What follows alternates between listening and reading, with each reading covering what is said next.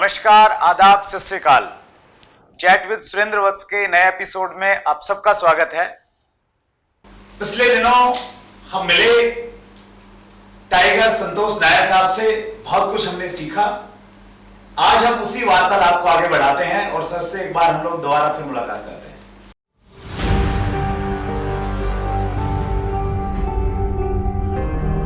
Communication का ये मतलब नहीं है कि मैं ही बात कर रहा हूं, कोई और भी बात करे, लेकिन काम होना चाहिए।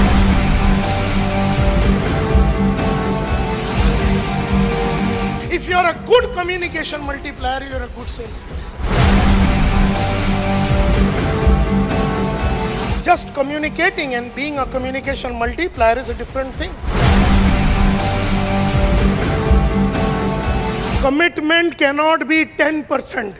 आज के बाद अगर कोई कमिटमेंट करते हो तो वो 10, 20, 30, 40, 50, 60, 90 भी है तो मत कर। अगर कुछ करना है तो 100% का कमिटमेंट करना। Confidence is a single most important human ability. All other abilities require confidence at its foundation.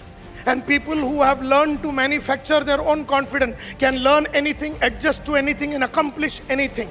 Mindset is formed when mind gets a signal that there is no other way that exists. Our deepest fear is not that we are inadequate.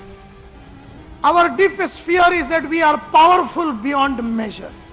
Accidents happen, things went wrong, there were problems at home, लेकिन मैंने जो time दिया था time पे मैं आया जरूर. That means I always wanted to give a performance. I never wanted to give a reason. I always wanted to produce results.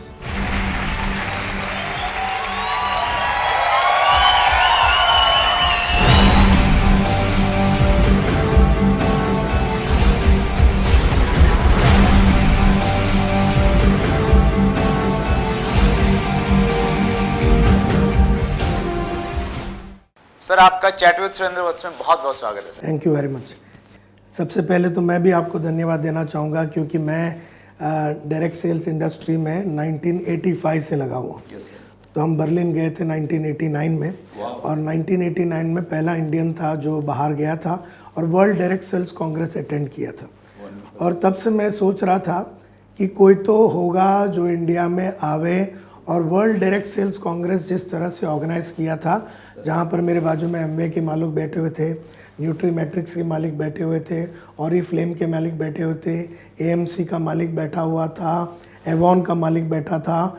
दुनिया की हर टॉप डायरेक्ट सेल्स कंपनी का मालिक लोगों के साथ मेरी मुलाकात हुई थी 1989 में, आज से 31 साल पहले। और वहाँ पर जो मैंने माहौल देखा, वहाँ पर जो ऑर्गेनाइजेशन मैंने देखा और डायरेक्ट सेलिंग का जो पावर देखा कि मैं चाहता था कि कभी ना कभी वो पावर इंडिया में आवे। और मुझे लगता है कि ये आपने जो एक साल पहले शुरू किया था chat with Surendra Vats YouTube channel आपने शुरू किया, ये उस रेवोल्यूशन का एक पहला पड़ाव है। और मेरा चाहत रहेगा कि हम और आप मिलके डायरेक्ट सेल्स इंडस्ट्री में बहुत कुछ ज़्यादा और करें।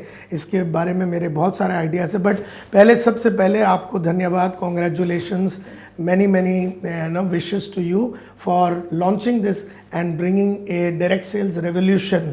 एक रेवोल्यूशन ही आपने इंडिया में लाया, इसके लिए बहुत ही आभार मानता हूँ आपका। अब बेहतरीन स्पीकर बनना वो एक आउटकम है। अब वो आउटकम जो है वो अल्टीमेट एम है आपका कि मैं अच्छा नंबर 1 रहूं, मैं नंबर 1 बेचूं, मेरा 1:1 सेल्स रेशियो हो जावे, ये मेरा वजन कम हो जावे। तो ये सब आउटकम्स हैं। वहाँ तक पहुँचने लोग क्या करते हैं, लोग आउटकम की तरफ देखते हैं और निराश हो जाते हैं क्योंकि आउटकम बहुत बड़ा होता है। दुनिया का बेहतरीन स्पीकर बनना, ये आउटकम जो है बहुत बड़ा हो जाता है, लेकिन आपको 1% इम्प्रूवमेंट करना है आपके कम्युनिकेशन में। तो आप कहाँ बैठे हैं, आप किससे बात कर रहे हैं, आप कैसे बात कर रहे हैं, आपका लैंग्वेज क्या है, आपका फ्लो ऑफ वर्ड्स क्या है, 1% आपको इम्प्रूव करना है उस क्षेत्र में। लैंग्वेज इम्प्रूव करना है, 1% इम्प्रूव कीजिए। सेल्स इम्प्रूवमेंट 1% इम्प्रूव कीजिए। महाराष्ट्र हाउसिंग बोर्ड से जब्ती का नोटिस आ चुका था और बड़ी बहन का शादी नहीं हो रहा, छोटी बहन का शादी नहीं हो रहा, इसलिए क्योंकि पैसे नहीं है। किराने वाला आ जाता था घर में और डॉक्टर का आदमी आ जाता, कंपाउंडर के नायर साहब पैसे नहीं दिए। इस तरह की एक माली हालत थी और हमेशा एक जुनून था कि कुछ इस क्षेत्र से बाहर निकलो। न्यूज़पेपर का धंधा करके कोई आदमी आज तक बड़ा आदमी नहीं बना। और हमारे गली का जो कुलकर्णी है 35 साल से न्यूज़पेपर डाल रहा है, वो अभी आया है स्कूटर पे, तो तू भी बहुत बड़ा आदमी नहीं बनेगा। और ट्यूशन लेके तू 1 ट्यूशन लेगा, 2 ट्यूशन लेगा, आज तेरी जो पगार है ना, 1 ट्यूशन का 100 रुपये है, दूसरा का 200 हो जाएगा। और अकाउंटेंट को नौकरी में आज 400 रुपये मिल रहे, कल 600 हो जाएगा, 800 हो जाएगा, 900। 15 साल के बाद जब तेरी उम्र 35 की होगी तो किस तरह का कमाई होगा, 6-7 हज़ार रुपये कमाई होगा, किस तरह का जीवन को जिएगा, किस तरह के अपने बीवी बच्चों को लाइफ देगा। जब कोई भी आदमी अपना फील्ड को बदलता है, एक हाउसवाइफ जब डायरेक्ट सेल्स में आती है और जब एक कोई भी आदमी एक प्रोफेशन की तरफ जाता है, उसे उस प्रोफेशन के बारे में कोई जानकारी नहीं होती। यही मैंने स्वामीनाथन अय्यर से पूछा था, उसने कहा कि सेल्स में आ जा, अपनी चाहतों को पूरा कर। मैंने यार सेल्स के बारे में तो मुझे कुछ मालूम ही नहीं है। तब उसने कहा कि कोई भी आदमी कोई भी क्षेत्र में आने के पहले उस क्षेत्र के बारे में तो उसे मालूमात नहीं होती। क्षेत्र में आने के बाद उस क्षेत्र की परिभाषा को समझने के बाद उस क्षेत्र की गहराई में अगर आप उतरोगे, आप एक्टिंग ले लो, फैशन डिज़ाइनिंग ले लो, आप पब्लिक स्पीकिंग ले लो, ट्रेनिंग ले लो, उस क्षेत्र में आने के पहले उस क्षेत्र के बारे में तो आपको कोई नॉलेज होगा ही नहीं। You have to sell the idea. We are selling ideas all the time. So जो आदमी को सेल्स आ गई, वो हर क्षण हर आदमी को इन्फ्लुएंस कर सकता है और अपना काम निकाल सकता है। सेल्स इतना महान प्रोफेशन है, इसकी मास्टरी आप सेल्स में हो या ना हो, आपको करनी चाहिए। वंडरफुल। बहुत सारे लोग सर आपको सुन के, आपकी ट्रेनिंग से वो सफल हुए हैं और वो कहते हैं कि अगर आप जो सक्सेसफुल हैं वो नायर साहब की वजह से हैं। आपके अनुसार सफलता की जो परिभाषा है सर, वो क्या है? सफलता की परिभाषा मेरे में यही है कि आप हमेशा अपने आप को बेहतर बनाते जा रहे हैं। ओके। आपका बेस्ट वर्जन क्या ये है जो आपने आज किया, कि अब कुछ और बाकी है। Okay okay. जब 1985 में मैं कोई काम कर रहा था तो क्या वो मेरा बेस्ट वर्जन था? नहीं। तो क्या इसका बेटर वर्जन हो सकता है? Yes. फिर जब 86 आया तो क्या वो संतोष नायर का बेस्ट वर्जन था?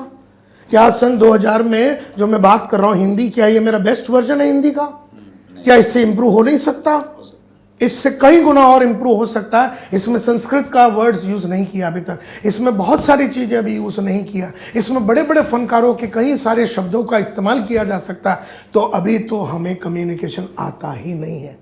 सक्सेस का मतलब है कि आप एक जर्नी में हैं और उस जर्नी में आप कंटिन्यूसली अपने आप को इंप्रूव कर रहे हैं 1%। तो ये जो सक्सेस का सिलसिला है तो कभी ख़त्म नहीं होता, ये कभी नेवर एंडिंग होता है अगर आप उसके परस्यूट में हैं ऑफ कंटिन्यूस अपग्रेडेशन और कंटिन्यूस इंप्रूवमेंट। और मैं पिछले 35 साल से ये बिल्कुल नहीं मानता है कि मेरे को सेल्स आता है। मैंने कभी ये माना नहीं कि मुझे लीडरशिप आती है, मैंने कभी ये नहीं माना मुझे सेल्स मैनेजमेंट आती है, मैंने कभी ये नहीं माना कि मुझे लीडरशिप आती है, मैंने कभी ये नहीं माना कि मुझे एंटरप्रेन्योरशिप आती है, मैंने ये कभी माना नहीं मुझे बहुत अच्छा कम्युनिकेशन आता है।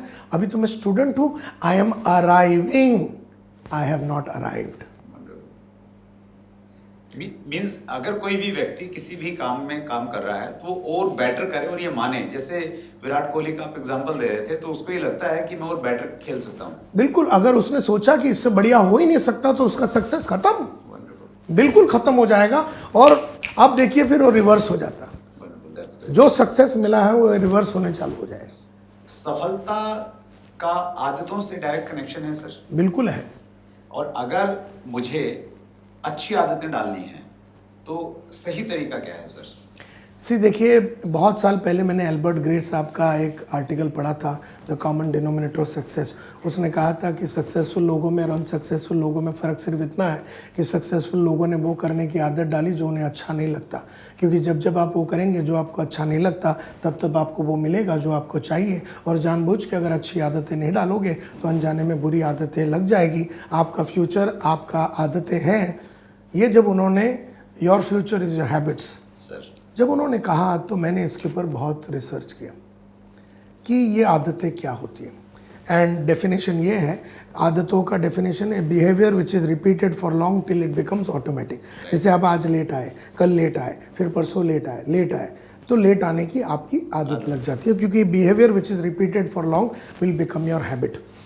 नाउ मैं हमेशा मानता हूं कि आदतें जो है, एक तो गुड हैबिट्स है, एक बैड हैबिट्स है।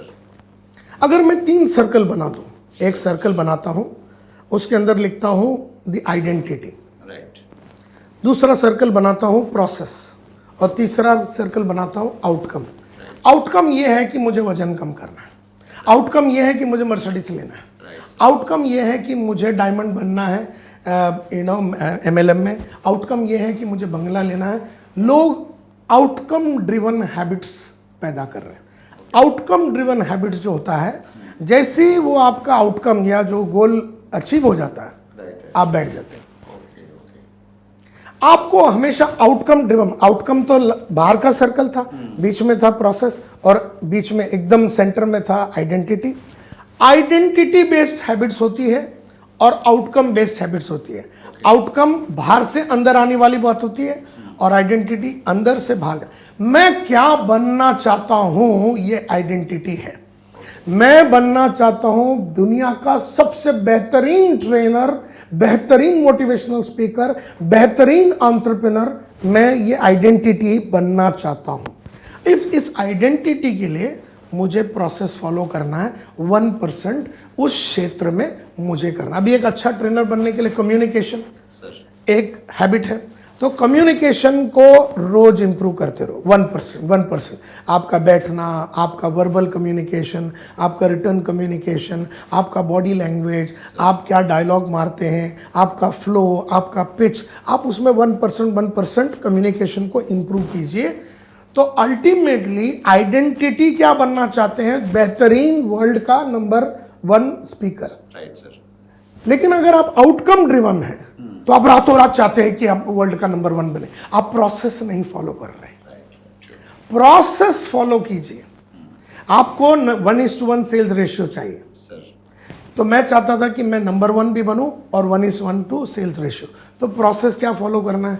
रोज आपको सस्पेक्टिंग करनी है, रोज प्रोस्पेक्टिंग करनी है, रोज नए क्लाइंट्स को मिलनी है, रोज कॉल करने हैं, रोज टेलीफोन कॉल करने हैं, रोज कस्टमर को मिलने हैं, रोज डायलॉग मारनी है, रोज रिपोर्ट्स लिखनी है, रोज पढ़ाई करनी है, रोज एक परसेंटेज आपको इंप्रूव करते रहना है।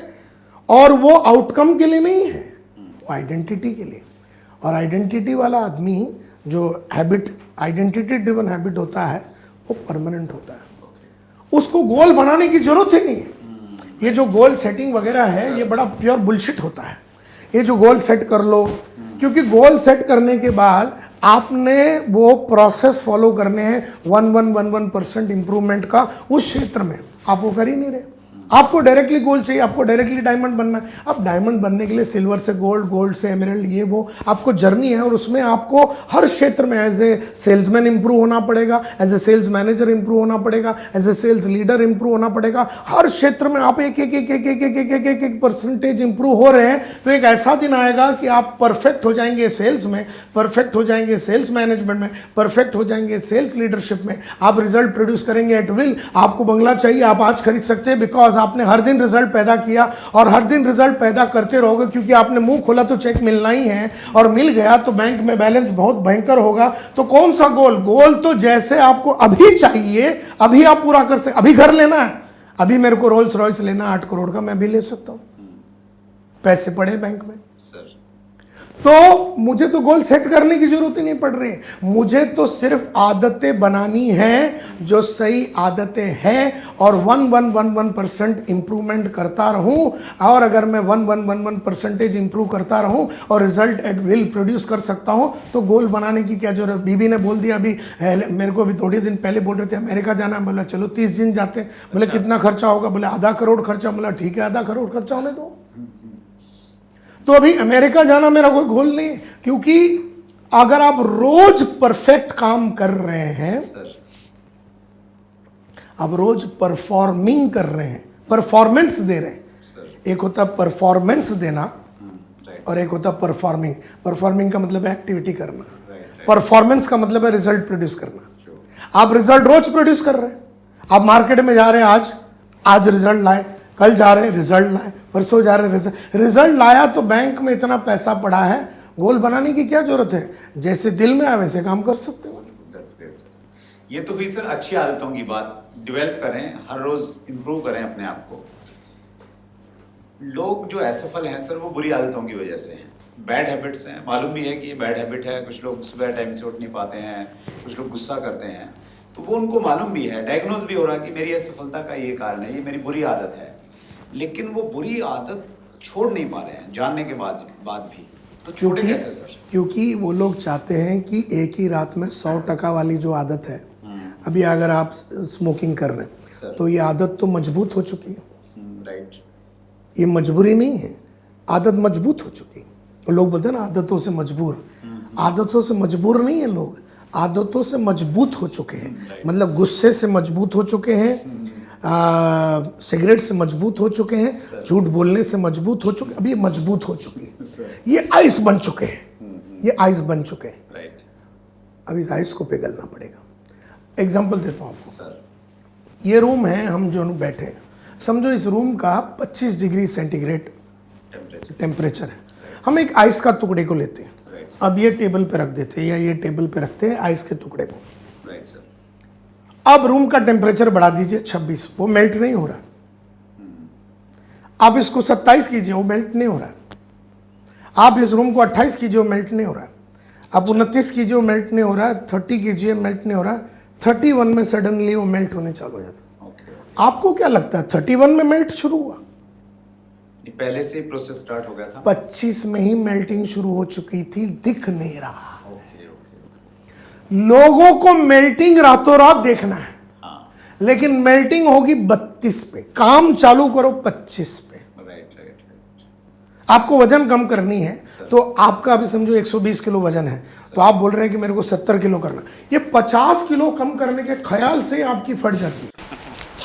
अभी आप क्या कीजिए, 5 ग्राम कम करिए, 7 ग्राम कम कर लीजिए सर, चलो 4 ग्राम कम कर लो, कोई नहीं जी, 2 ग्राम कम कर सकते हो, छोड़ दो, 1 ग्राम कम कर सकते हो, दिन का 1 ग्राम आज कम कर दिया, कल 2 ग्राम कम कर दिया, 3 ग्राम कम कर दिया, लेकिन आपको 50 नहीं देखना है, आपको ये देखना है कि ग्रामें कम हो रही है कि नहीं।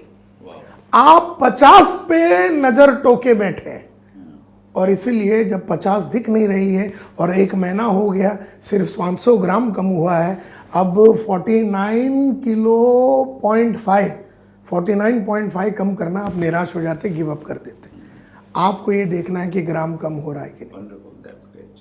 तो आप जब इस तरह से जैसा मेल्ट, जैसे ना तो जब आप एक पहाड़ है, पहाड़ को आप तोड़ रहे हैं, तोड़ने की कोशिश करें, आप उसको मार रहे हैं, आप उसको मार रहे हैं, तो पहाड़ तो टूटती नहीं, आप फिर मारे, पहाड़ टूटे नहीं, लेकिन एक बात है, पहाड़ का अंदर कुछ ना कुछ हिला है। अब 101 बार जब आप मारते हैं तो पहाड़ ऐसी गिरती है, तो क्या आपको लगता है 101st टाइम पे वो गिरी? वो टूटने शुरू हुई थी अंदर पहली बार में, आपको दिखाई नहीं दे रहा है। आपको इस बात पे विश्वास करना है कि पहाड़ टूटेगी, और जब तक टूटते नहीं तब तक आपको 1% इंप्रूवमेंट करते रहना है। तोड़ने की सिलसिले को, तोड़ने के तरीके को, तोड़ने का मैकेनिज्म को आप इंप्रूव करते रहिए, और विश्वास कीजिए एक दिन वो टूटेगा, एक दिन वो मेल्ट होगा, एक दिन वो सेल होगा। आपको खाली इंप्रूव करते रहना है। तो बुरी आदत है, उसी में भी आपको यही इंप्रूवमेंट, आप 10 सिगरेट पी रहे थे, आप उसको 9 कर लो, आप उसको 8 कर लो, खाली इतना ही कर लो कि इंप्रूव हो रहा है। आप फुल सिगरेट पी रहे थे, उसको थोड़ा सा कम पीजिए, थोड़ा सा कम, मतलब एक प्रोसेस है, उसे फॉलो करना है। आप क्या चाहते हैं कि रातों रात में सिगरेट छोड़ दूं, रातों रात मेरा 50 किलो कम हो जावे? रातों रात कुछ नहीं होती, रातों रात तो पहाड़ भी नहीं टूटती, 101 बार मारना पड़ता है तब जाके वो टूटेगी। और ये सिलसिले को जो आदमी समझता है, वो एटॉमिक हैबिट्स को समझता है, वो हैबिट्स की परिभाषा को समझता है, उसकी मतलब को समझता है, और तब जाके वो सक्सेस उसे मिलता है। वो बुरी आदत है तो बुरी आदत भी कंपाउंडिंग होता है, अच्छी आदत है, अच्छी आदत भी कंपाउंडिंग होता है, जैसे नॉलेज का कंपाउंडिंग होता है। अगर आप आज आप एक चैप्टर पढ़ लो, 6, हमने तो 400 किताब पढ़ी, राजेश टैगोर ने तो 100,000 किताब पढ़ी, हो तो हमारा भी बाप है। आपने समझो एक बुक ले लिया जिग जिगलर का, एक बुक उन्होंने 100 बुक लिखे, उसका एक बुक ले लिए, एक बुक का आपने पहला चैप्टर पढ़ लिया, पहला चैप्टर का आपने पहला पेज का पहला पैराग्राफ पढ़ा, तो आप क्या सेल्स के गंगा हो जाएंगे नॉलेज का? नहीं, लेकिन एक पैराग्राफ आ गया, दूसरा पैराग्राफ आ गया, तीसरा, फिर कंपाउंडिंग इफेक्ट होता है। मतलब वो जब एक पैराग्राफ आया उससे आप कुछ इंप्रूवमेंट कर रहे हैं, और जब 2 पैराग्राफ हो गया तो इंप्रूवमेंट और फास्ट होती है, और जब अभी एक चैप्टर पढ़ लिया तो इंप्रूवमेंट और फास्ट हो जाए, और आपने 10 चैप्टर पढ़ लिया तो कंपाउंडिंग इफेक्ट चालू हो जाता, फिर आपने सेकंड थर्ड किताब पढ़ ली। इसी तरह से जैसा नॉलेज का कंपाउंडिंग होता है, वैसे नेगेटिव हैबिट्स की भी, नेगेटिविटी भी कंपाउंडिंग होती है, फ्रस्ट्रेशन की भी कंपाउंडिंग होती है, स्ट्रेस का भी कंपाउंडिंग होता है। आप आज स्ट्रेस्ड है, कल और स्ट्रेस्ड हो जाएंगे, फिर उसका कंपाउंडिंग, आप गुस्से में तो फिर उसका कंपाउंडिंग इफेक्ट हो जाएगा, आप अगर आप चिल्लाते हैं सबको तो उसका कंपाउंडिंग इफेक्ट हो जाएगा। आप विक्टिम है कंपाउंडिंग इफेक्ट का, या आप विक्टर है कंपाउंडिंग इफेक्ट का? आप तो विक्टिम है या विक्टर हो, दोनों आपके हाथ में है। मतलब हम इसको यूँ समझे सर, मेरी आदत बुरी आदत है, बहुत लंबे समय से है, मैं निराश नहीं हूँ, अगर मैं थोड़ा थोड़ा भी करूँगा तो आदत छूट सकती है। बिल्कुल, आज शुरू कीजिए, मेल्टिंग शुरू हो जाएगा, लेकिन आपको कभी भी आउटकम पे ध्यान नहीं देना है। राइट। आपको मैंने कहा आइडेंटिटी क्या होगा? बीच वाला, कि मैं एक दिन दुनिया का स्लिमेस्ट आदमी होने वाला हूं, ये आपने सपना देख लिया। सेकंड जो स्टेज है, प्रोसेस चालू कीजिए, which is the actual work, और आउटकम जो है 70 किलो, उस पे ध्यान मत दो। वो तो बाय डिफॉल्ट आ ही जाएगा, वो आएगा ही। अगर आपने सेकंड वाला जो प्रोसेस फॉलो किया, हैबिट्स फॉलो किया आपने, तो ही होगा। और कहते हैं all habits, there is the laws of habit. मेरे गुरु डैन सलीवान साहब कहते हैं there are laws of habits. The first law of habit is all habits seem natural when you have it. Okay, right. सभी आदतें नैसर्गिक लगता है। नहीं, मैं बचपन से गुस्से वाला आदमी, मैं तो बचपन से ऐसा हूँ, मैं तो 20 साल से ऐसा हूँ। तो all habits seem natural when you have it, whether they are good और bad. Number 2, habits can be changed, आदतों को बदला जा सकता। Number 3, you can change one habit and you can change a habit in 21 days। अच्छा, okay. एक आदत को आप 21 दिन में बदल सकते हैं। और चौथा, आप एक टाइम पे सिर्फ एक आदत को बदल सकते हैं। ओके। मतलब आपको क्या करना है, अगर आपको 5:30 बजे उठना है तो पहले दिन आप उठिए, सेकेंड डे भी आप उठिए। आप मेरे से पूछे उठ के क्या करूं? उठ के तू कुछ भी कर, उठ के तू घूमने चला जा, उठ के तू बीवी को उठा ले, उठ के तू चाय बना ले, उठ के तू पटांग लगा ले, उठ के तू खाली उठना है। Right. First day. Second day क्या करना? उठना है 5:30 बजे। थर्ड डे क्या करना? 5:30 बजे उठना है। तो 21 डेज, कहते हैं 7 दिन जब आप उठोगे तो आपका माइंड को लगता है कि आप बहुत जमाने से 5:30 बजे उठ रहे हैं। लेकिन जमाना मतलब कितना दिन हो गया? 5 दिन हुए, 7 ही दिन हुए। 7 दिन हुए, यस। और 21वां दिन आपका माइंड को 5:30 बजे उठने के सिवा और कोई तरीका ही नहीं आता। That's great. और चौथी जो लॉ ऑफ हैबिट है उसको कहते हैं 1 हैबिट एट ए टाइम बदला जा सकता है। हम क्या करते हैं? आज से उठेंगे, आज से योगा करेंगे, आज से जॉगिंग करेंगे, आज से नॉनवेज छोड़ देंगे, आज से तला हुआ चीज छोड़ देंगे, आज से हम शक्कर छोड़ देंगे। तो हम तो 6 आदत को बदलने के चक्कर में हैं एक ही दिन में। 4 दिन तक करोगे फिर इतना फ्रस्ट्रेट हो जाओगे कि आप सब कुछ उठा के फिर चालू कर दोगे। इसीलिए ये 4 लॉज है हैबिट्स के, इसी को फॉलो करना। That's great, wonderful sir. अद्भुत इंटरव्यू है सर। फर्स्टली मैं मतलब क्वेश्चन बोल रहा हूँ, मैं मतलब इतना खो जा रहा हूँ बातों में, और अपने आप को जब मैं एनालिसिस कर रहा हूँ और मैं लग रहा हूँ मुझे तो समाधान मिल गया। Correct. That's great sir. Sir, leadership के ऊपर में आपने बहुत सारे वर्कशॉप दिए हैं और आपने बहुत अच्छे अच्छे लीडर्स को ट्रेन किया जो ऑलरेडी लीडर थे।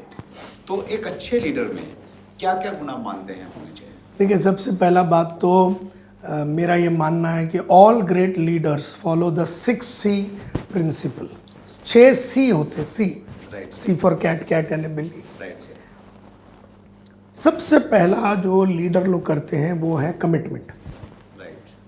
वो कमिटमेंट करते हैं, कमिटमेंट से पैदा होता है करेज, राइट। करेज से पैदा होता है क्रिएटिविटी, क्रिएटिविटी से पैदा होता है कैपेबिलिटी, कैपेबिलिटी से पैदा होता है कॉन्फिडेंस, और उसके बाद कंटिन्यूटी। सो अब आपको सबसे पहला क्या करना है, आपको पहला कमिट करना है। ग्रेट लीडर्स बड़े बड़े चीजों को कमिट करते हैं पहला। कमिटमेंट एक ऐसा वादा है कुछ करने का जिसकी आज करने की क्षमता आप में नहीं है। Commitment is a promise that you make to yourself to do something the capability of which you don't have as of now. क्योंकि capability जो है चौथा है, C commitment, courage, creativity, capability, confidence और continuity। तो कमिटमेंट एक वादा है जो आप अपने आप से करते हैं कुछ ऐसा चीज करने का जिसकी क्षमता आप में नहीं है। फॉर एग्जाम्पल, जब मैं यूरेका फोर्स में था, पहली बार 200 सेल मैं करूंगा ऐसा मैंने कमिट कर दिया था एज ए ब्रांच मैनेजर। पहली बार 300 सेल हमने किया, पहली बार 400 सेल एज ए ब्रांच हमने किया, पहली बार 500 हमने किया। आज तक वो रिकॉर्ड है, 25 साल हो गए मेरे को यूरेका फोर्स छोड़ के, आज तक वो रिकॉर्ड को किसी ने हाथ नहीं लगाया।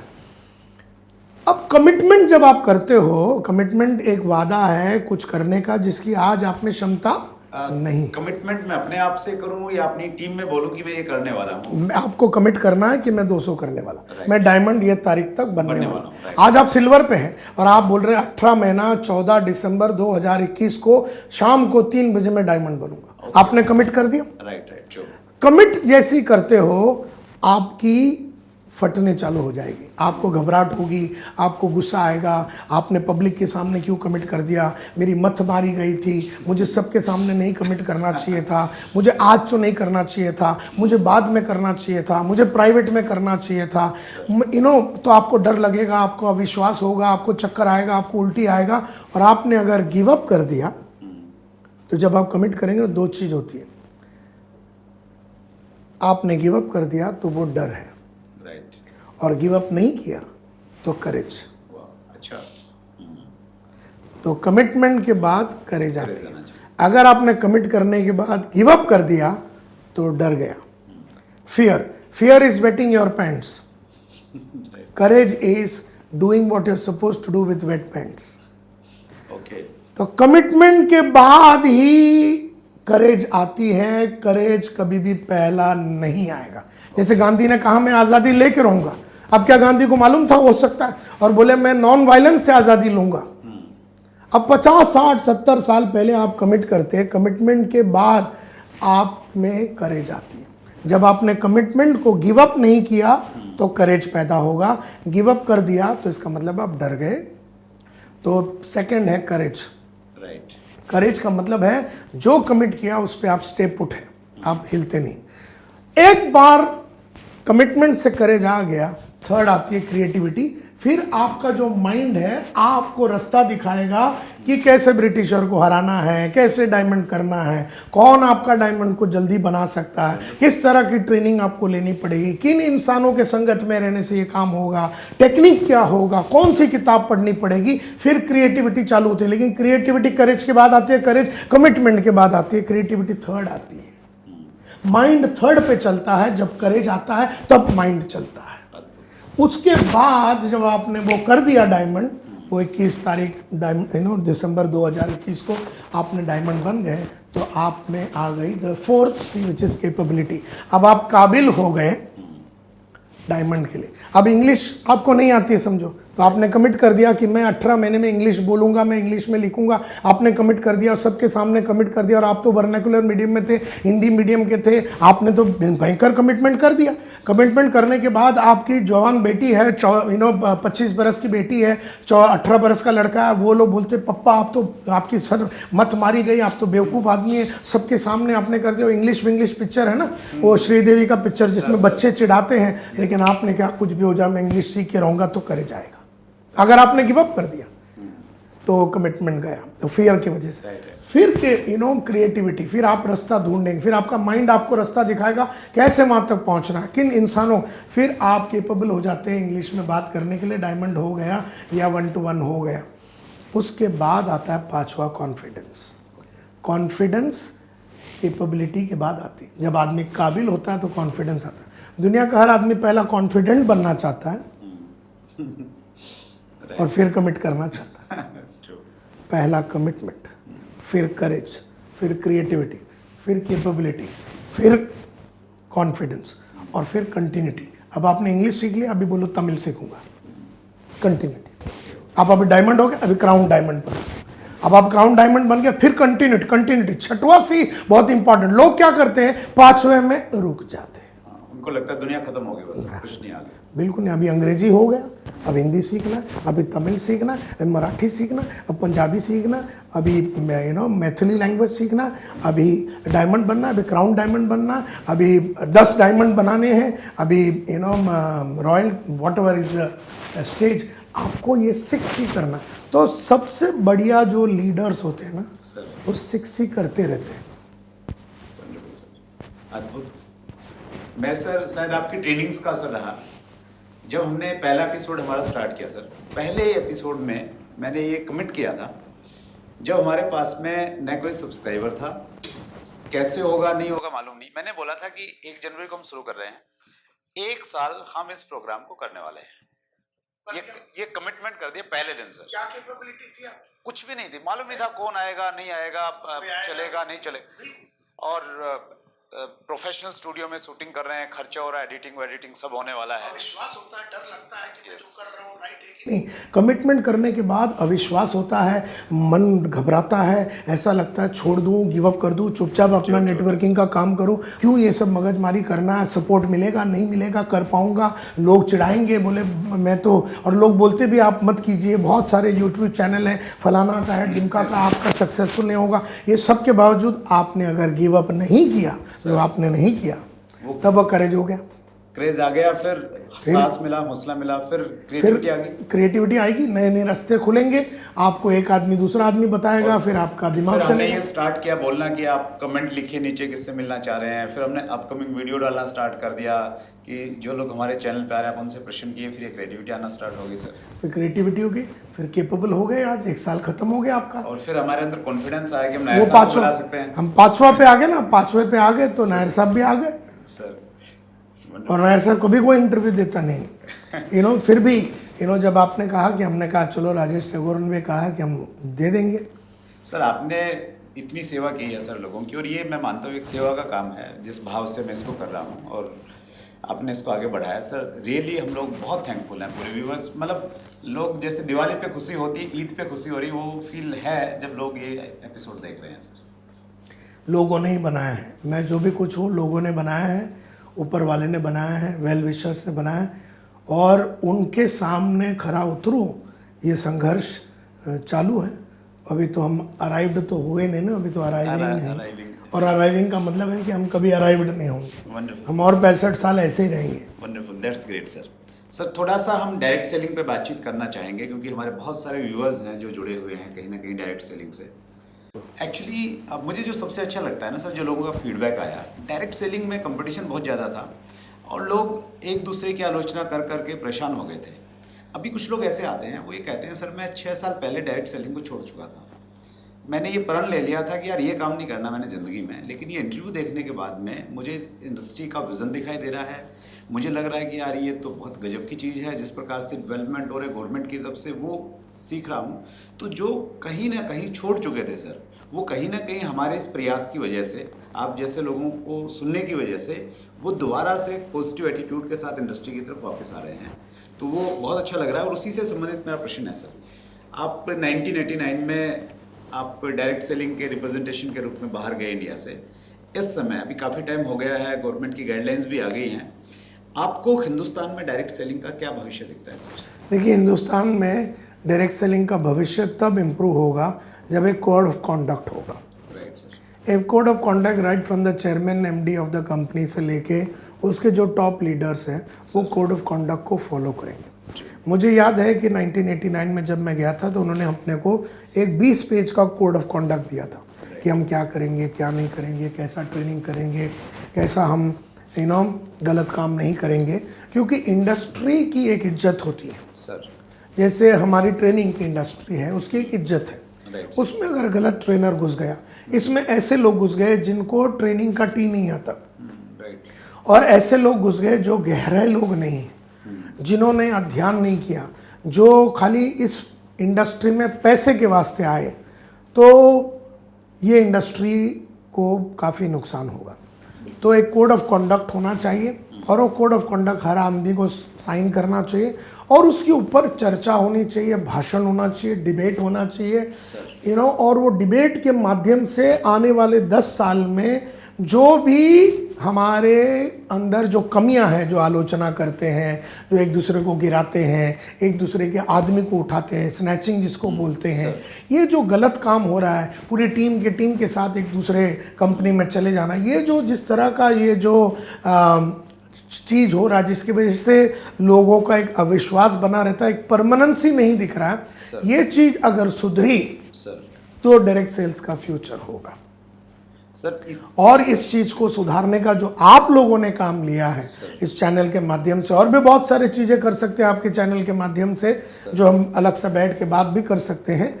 बहुत सारी इंप्रूवमेंट करनी पड़ेगी, लेकिन जैसे मैंने थोड़ी देर पहले कहा, सबसे ज्यादा एम्प्लॉयमेंट क्रिएशन डायरेक्ट सेल्स से होगा, क्योंकि इतना बड़ा देश, 130 करोड़ वासियों का जो देश है, इसको जिस तरह से लोगों को एक फ्यूचर चाहिए और मल्टीप्लिकेशन, अभी क्या हो गया है, एक रेस्टलेसनेस भी आ गया। रेस्टलेसनेस को हिंदी में क्या बोलते हैं, एक अस्वस्थता आ गई है लोगों में। लोगों को जल्दी चाहिए सब कुछ, लोगों को फास्ट चाहिए, क्योंकि वो जो जौनपुर में यूपी में बैठा हुआ आदमी ने टीवी में देख लिया, वीडियो में देख लिया, मोबाइल में देख लिया कि दुनिया में क्या हो रहा है, अब वो चाहता है कि अभी मुझे भी ये चाहिए।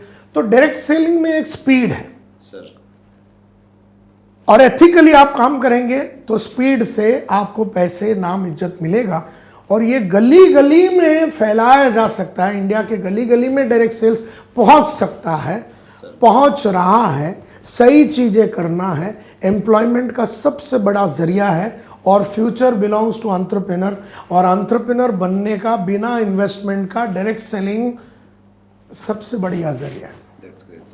सर, जैसा आपने अभी बातचीत किया, आज एक ट्रेंड सा बन गया है कहीं ना कहीं डायरेक्ट सेलिंग में, पिछले कुछ सालों से देखने में नज़र आया है।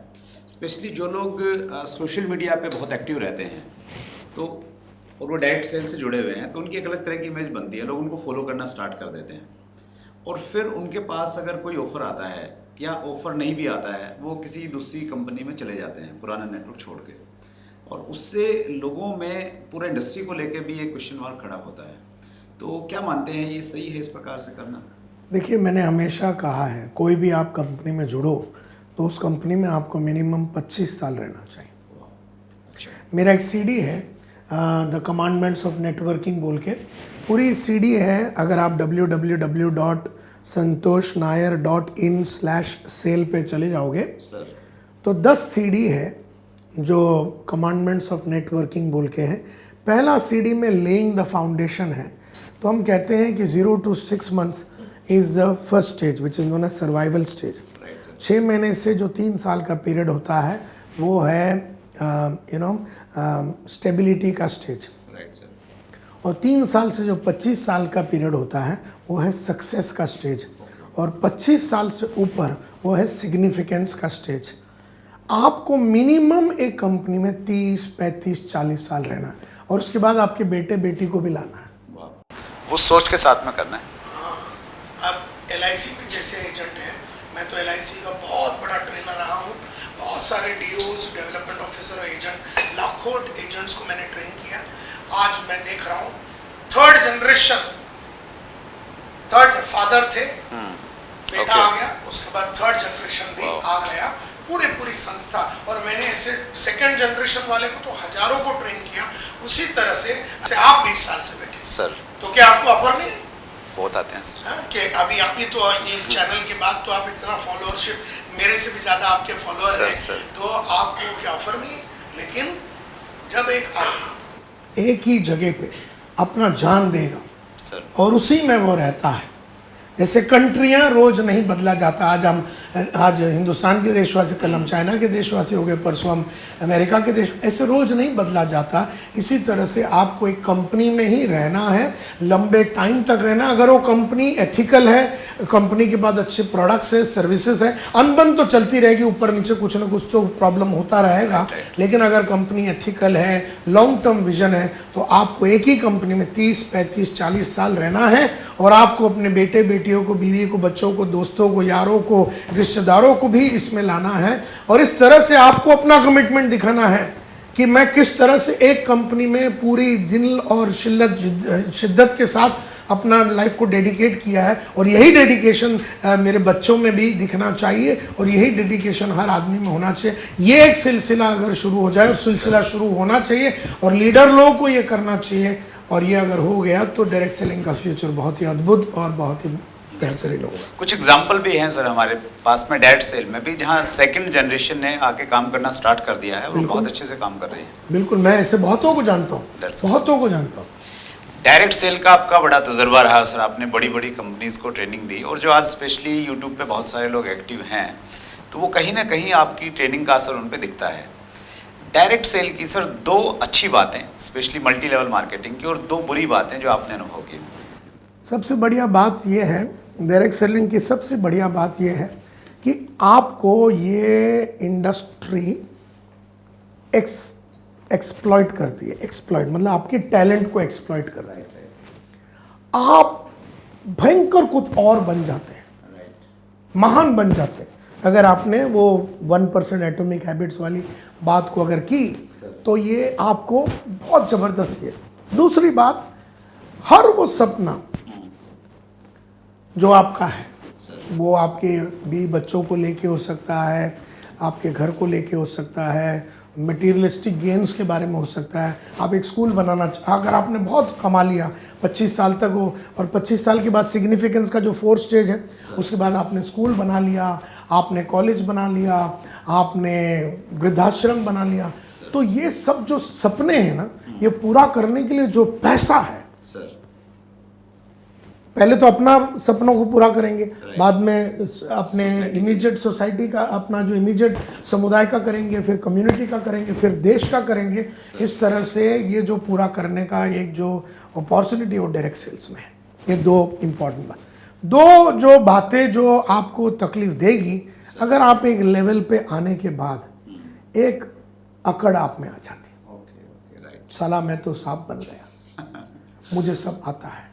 और आपने हर वो चीज़ जो आपको सक्सेसफुल बनाया, हर वो चीज़ जो as a leader, as a sales manager, as a sales leader, जिन चीज़ों ने आपको सक्सेसफुल बनाया, सक्सेस आपके दिमाग के अंदर चला गया। फिर आपने फ़ोने उठाना बंद कर दिया।